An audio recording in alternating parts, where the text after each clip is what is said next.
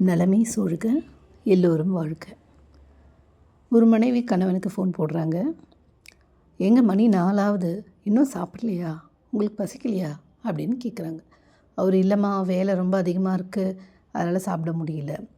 அப்புறம் நைட்டு வராரு. நைட்டு தூங்கும்போது மணி 2 மணி ஆகியும் அவர் சிஸ்டம்லேயே ஒர்க் பண்ணுறாரு. "ஏங்க இன்னும் தூங்கலையா? சீக்கிரம் தூங்குங்க, இல்லை நாளைக்குள்ளே இந்த வேலை முடிக்கணுமா?" அப்படின்னு சொல்கிறார். "ஒரு வாரமாக தலைவலிக்குதுன்னு சொன்னீங்களே, டாக்டர்கிட்ட போனீங்களா?" அப்படின்னு கேட்குறாங்க. உடனே அவரும், "பார்த்துக்கலாமா?" அப்படின்னு சொல்லிட்டு போகிறாங்க. அன்றைக்கி அவர் காலையில் எழுந்துக்கிறார். மறுநாள் அவருக்கு உடல்நிலை என்னவோ பண்ணுது. என்ன பண்ணுதுன்னு சொல்ல தெரியல. அதுக்கப்புறம் திடீர்னு நெஞ்சு வலி வருது. உடனே பக்கத்தில் எமர்ஜென்சியாக ஒரு பெரிய ஹாஸ்பிட்டலில் போய் சேர்க்குறாங்க.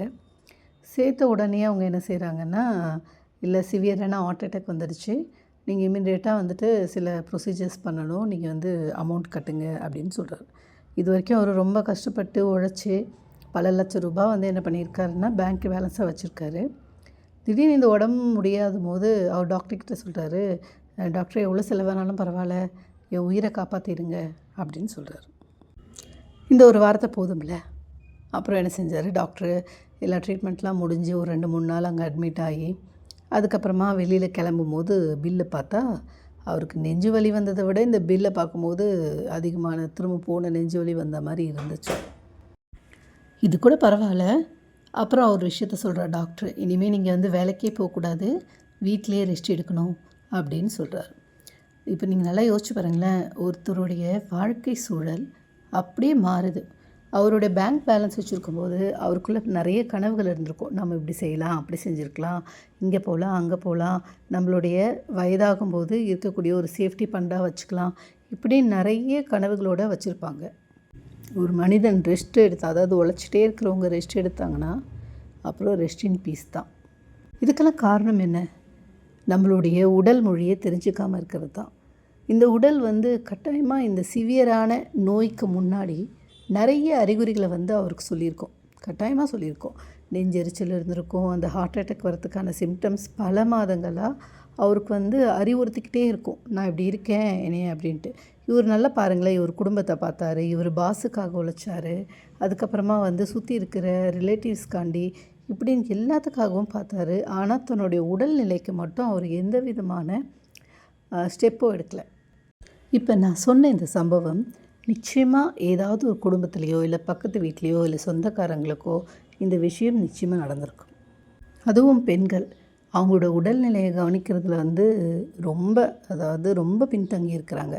தன்னோட கணவனுக்குனா என்ன செஞ்சிடுறாங்க, பிள்ளைங்களுக்கு செஞ்சிடுறாங்க. அதெல்லாம் செஞ்சு தனக்கான ஏதாச்சும் ஒரு உணவுகளை எடுத்து நம்ம ஆரோக்கியமாக இருக்கிறதுக்கு எதனா எடுத்துக்கணுன்னா அது அவங்க அதில் ரொம்பவே என்ன செய்கிறாங்கன்னா கவனக்குறைவாக இருக்காங்க. அதுக்கப்புறமா எதெல்லாம் பிள்ளைங்களுக்கு கொடுத்து மிச்சம் இருக்குதோ அதெல்லாம் தானே சாப்பிட்றது. அதுக்கப்புறமா எனக்கு வெயிட்டு போயிடுச்சு, பியூட்டி போயிடுச்சு, கணவனுக்கு என் மீது காதலே இல்லை அப்படின்னு என்ன செய்கிறாங்கன்னா ரொம்ப கவலைப்படுறாங்க. இன்னும் சிலர் நமக்கு எந்த பெரிய வியாதியும் வரலைனாலும் நமக்கு இந்த பிரச்சனை வந்துடுமோ அப்படின்னு சொல்லிட்டு ஒரு பயத்திலே இருப்பாங்க. இந்த பயத்துக்கு முழுக்க முழுக்க நாம் மட்டும் காரணம் இல்லை, நம்மளுடைய பயாலஜிக்கல் ஆஃப் ஃபெயிலியர் அப்படின்னு சொல்லுவாங்க. அதாவது ஆதி காலத்தில் இருந்த வாழ்ந்த மனிதன் என்ன செய்கிறாங்கன்னா, வேட்டையாடுறதுக்கு இல்லை காட்டுக்கு போகும்போது எந்த மிருகம் எங்கே வேணாலும் என்ன செய்யும்னா தாக்கக்கூடும். நீ ரொம்ப விழிப்புணர்வோடு இருக்கணும் அப்படின்றதுக்காக நம்ம மூளையில் அமைக்தலா அப்படிங்கிற ஒரு பகுதி என்ன செய்யும்னா அது ஸ்டிமுலேட் ஆகி நம்மளுடைய இந்த பய உணர்வை தூண்டும். இப்படி நீ போயிடாத, உடனே ஒரு சிங்கம் ஒன்று என்ன செஞ்சிடும், அடிச்சிடும் அப்படின்னு நமக்கு ஒரு தகவலை சொல்லும். இப்போவும் இதே தான் நமக்கும். இப்போ உதாரணத்துக்கு எடுத்துக்கோங்களேன், நான் இவ்வளோ நாளாக ரொம்ப எந்த உடற்பயிற்சியும் செய்யலை, நாளையிலேருந்து நான் கிரவுண்டில் ஓடலான்னு நினைக்கிறேன் அப்படின்னு நமக்கு ஒரு தாட் தோணும். உடனே அமிக்தலாலேருந்து, ஏற்கனவே நீ இவ்வளோ நாளாக நீ போகலை, இப்போ திடீர்னு போனேன்னா உன் காலெல்லாம் உடஞ்சிச்சுன்னா நீ என்ன செய்வ அப்படின்னு ஒரு விஷயத்த சொல்லும். இன்னும் ஒரு சில பேர் நான் பணக்காரனாக ஆகணும்னு நினைக்கிறேன், நான் பல கோடி ரூபாய் சம்பாதிக்கணும்னு நினைக்கிறேன் அப்படின்னு நம்ம தோணுச்சுன்னா அது உடனே அமிக்தலா என்ன சொல்லுன்னா, உன் கையில் இருக்கிறதே 10 ரூபா தான், நீ எப்படி 10 கோடி ரூபாய் சம்பாதிப்ப, அப்படியே நீ ஒரு வேலைக்கு போனால் கூட உன்னால் என்ன செய்ய முடியும், முதல்ல ஒரு 20,000 ரூபாய்க்கு தான் சேர முடியும், இதுலேயே நீ 10 வருஷம் வேலை பார்த்தா அப்படின்னு என்ன செய்யும்னா ரொம்ப லாஜிக்காக யோசிக்கும். இந்த தாட்ஸ் தான் நம்ம லைஃப்பில் எந்த விதமான புதிய முயற்சியும் எடுக்க விடாமல் தடுக்கிறது.